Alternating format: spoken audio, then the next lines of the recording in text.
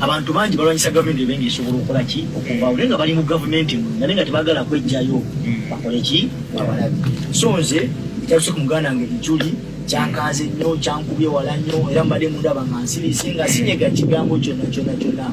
So kwekusalawo ne ngamba at least akompozi g'oluyimba lwange nduyimbe ziri mukama era essaawa yonna mugenda kundaba mu kyaki nga ngenza okulokoka ensi emanyike eri kumwisigo yalokose azeri mukama ebyobufuzi byonna mbyesonyiwe zire ku nsonga emu. Eyaliko munnakibiina kya NUP Eric Mwesigwa nga n'olwaleero wenjogerera akyalojja obukambwe bw'abasajja ba Ssemwayi ne Iso abamukwata nebamumazaako ebbanga mu Torture Chambers nga bamutulugunya kuno kw'ossa n'okumwokya paasi mu kifuba. Weewaawo nga ye yavaayo n'asambajja ebintu bino nga bamaze omuliisa akasente n'agamba nti ate ab'NUP be yakolanga nabo bennyininyini be bamukolera olukwe luno ne bamwokya. Ono amaze akabanga nga abuliridde oluvannyuma lwe yeefuulira mu kitinga embazzi n'alumiriza ab'NUP okumwokya.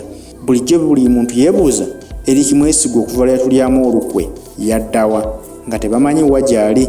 Olwaleero azze munalabikako mu mawulire ng'agamba nti azze kwetondera bannayuganda be yamenya emitima oluvannyuma lw'okwogera ebigambo ebitajjansa n'awaayiriza banna NUP nga balina zi drone eziwamba abaana n'abawaayiriza nga bwe bamubonyaabonya ne bamwokya paasi mu kifuba nga bamusuubiza omuwa obukadde bw'ensimbi 50.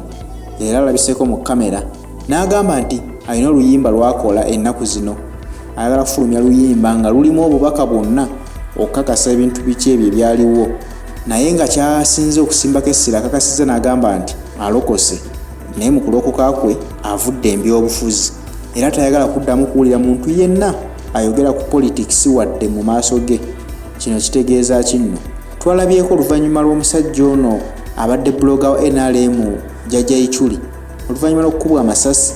Buli bloga wa NRM baalabiseeko ku mitimbagano kuno nga bajja beewera bagamba nze ekituuse ku Ichuli nvudde mu politics.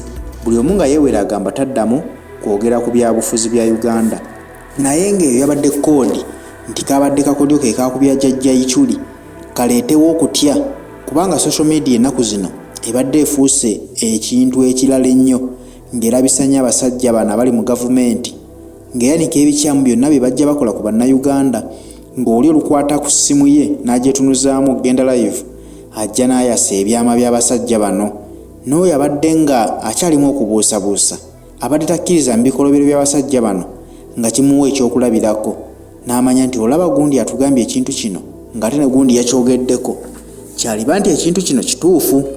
Kati bwe balabye nga guli gutyo nga baagala okubikkirira ku mazima g'abannayuganda ge babataddeko balabisa ne basalawo bakube Jjajja Ichuli, kireetera abantu okutya buli abadde ayogera ensonga za politics ku social media afuna akatengo mu mutima gwe. Era ekkoodi gye bawadde babbuloga baabwe ab'NRM twalabyeko nga buli avaayo yepeesa lyatuukirako banna envudde mu politics, nammwe abakola omulimu ogumu nga nze mbasaba temumuddamu.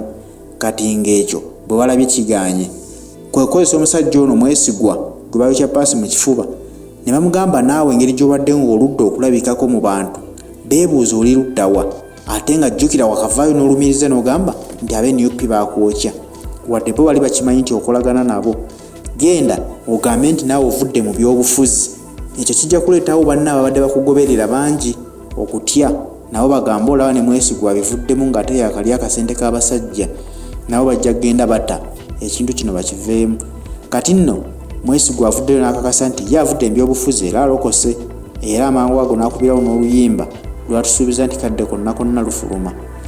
Mu nsonga ze mumbuuza walya bakuwa akasente okola kimanyi oluyimba kasamala okuta oluyimba aba Spal media mbadde mbasabye kintu kimu naye musobodde okunfuna olwaleero kyamanyi siri mwangu wakulabika kumukitegeera naye musobodde okunfuna zigumula abantu bampa munena abakumubaganya naye muluka kino ngasina mukumana so bagambe ekintu kimu bwemala okuta oluyimba ngenda babulira what next because oluyimba lulimu ebintu bingi nnyo mbadde mbasabye lufulumye at least sharing.